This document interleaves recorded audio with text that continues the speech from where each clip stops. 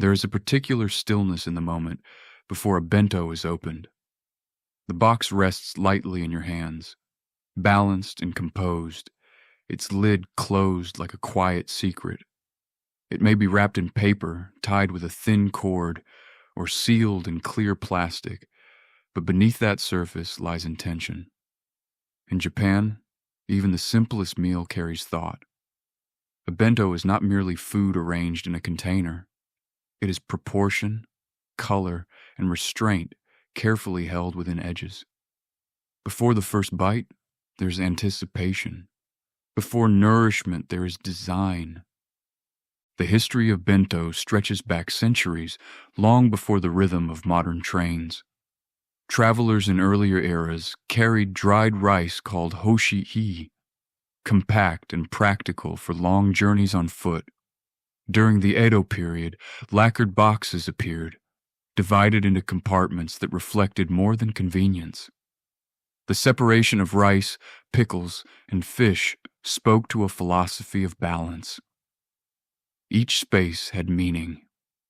The meal mirrored the order of the world, harmony between flavors, between colors, between nourishment and beauty.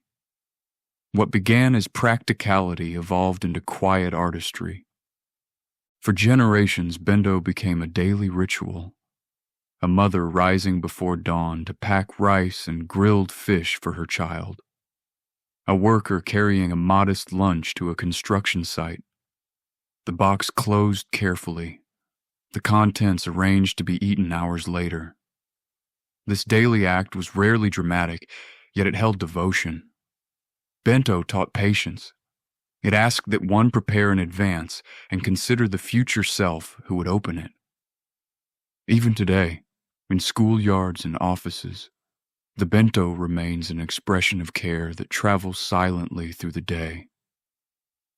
Then the railway arrived, reshaping the landscape of Japan. When trains began to connect distant cities in the late 19th century, movement accelerated. But hunger did not disappear simply because speed increased. In 1885, at Utsunomiya Station, one of the earliest recorded Ekiben was sold to passengers. Rice balls and pickles wrapped in bamboo leaves. This was the beginning of a new chapter. The Ekiben, or station bento, was born. It was designed for travelers, for those in motion, for the quiet hours between departure and arrival. Today, the ritual continues on the Shinkansen. The bullet train glides across the country with remarkable precision, carrying commuters, tourists, and families at extraordinary speed. Yet inside the cabin, something slows. A passenger places a bento on the tray table. The train departs Tokyo, and somewhere between skyscrapers and open fields, the lid is lifted. The gentle sound of wrapping paper, the faint release of steam, the careful movement of chopsticks. To eat an Ekiben on the Shinkansen is to participate in a tradition where velocity meets stillness. Each Ekiben reflects the place from which it comes. Stations across Japan compete not with volume, but with identity. In Hokkaido, crab may be arranged generously over rice, echoing the cold northern seas.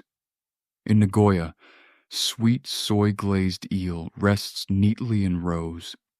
In coastal regions, seasonal oysters appear when the tides allow. These are not generic meals. They are regional stories contained in a box. To choose an Ekiben at a station platform is to choose which landscape you will taste as the countryside passes beyond the window. Though rooted in tradition, Ekiben are not static. There is constant innovation, often subtle and precise. Some Ekiben include a hidden heating mechanism beneath the food. When a small cord is pulled, a chemical reaction begins, warming the rice and meat above. Minutes later, steam rises from what was once a cool container. This self-heating design reflects Japanese ingenuity. It allows travelers on the Shinkansen or other long-distance trains to enjoy a warm meal without disruption. Technology does not replace tradition here. It gently supports it. Alongside regional specialties and inventive designs, there remain the timeless staples. Teriyaki chicken glazed until glossy. Grilled salmon flaking softly over white rice. Tamagoyaki folded into golden layers. Pickled vegetables providing brightness and contrast. These standard menu items appear again and again, familiar across generations. They are reliable companions on a journey. In a rapidly changing world, the repetition of these flavors offers reassurance. The classic Ekiben does not surprise, it comforts. The visual arrangement of Bento is deliberate. Many follow the principle of 5 colors: red, yellow, green, white, and black. The balance of hues suggests nutritional harmony and aesthetic completeness.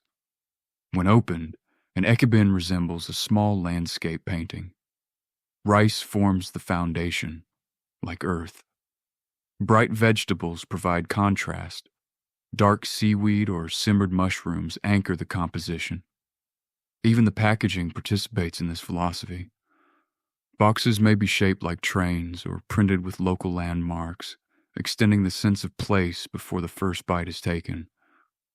Inside the Shinkansen, the act of eating an Ekiben becomes a quiet ceremony. Announcements echo softly. Outside, mountains and rivers move past in a blur. Inside, time feels suspended. Passengers eat slowly, aware perhaps that this meal marks a transition. A business trip, a family reunion, a solitary exploration. The Ekiben belongs to these in-between spaces. It is not home, and it is not destination. It is the nourishment of movement itself. Across Japan, stations continuously refine their offerings. Limited seasonal editions appear in spring with sakura-colored rice, or in autumn with chestnut-infused dishes. Some Ekiben are packaged in ceramic containers that travelers keep as souvenirs. Others highlight rare local ingredients, emphasizing agricultural pride. This quiet competition fosters creativity without abandoning tradition. Even the self-heating varieties coexist alongside cold seafood assortments and classic grilled options. Innovation and heritage sit side by side on the same platform. In many countries, food designed for travel sacrifices individuality for speed. The Ekiben resists this pattern.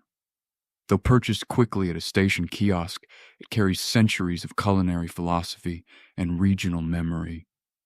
The Shinkansen may travel at remarkable speeds, but the flavors inside the bento reflect patience, seasonality, and craft. Within a small rectangular box, modern engineering and ancestral knowledge meet without conflict. As the train approaches its destination, the lid is closed once more. The empty container feels lighter than before, yet something intangible remains. The bento has served its purpose, nourishing both body and awareness. In its compartments live geography, innovation, comfort, and design. The Ekiben eaten on a moving train becomes a memory that lingers longer than the journey itself. Bento, in its quiet form, teaches that even the simplest meal can carry a nation's sense of balance, history, and care. One carefully arranged portion at a time.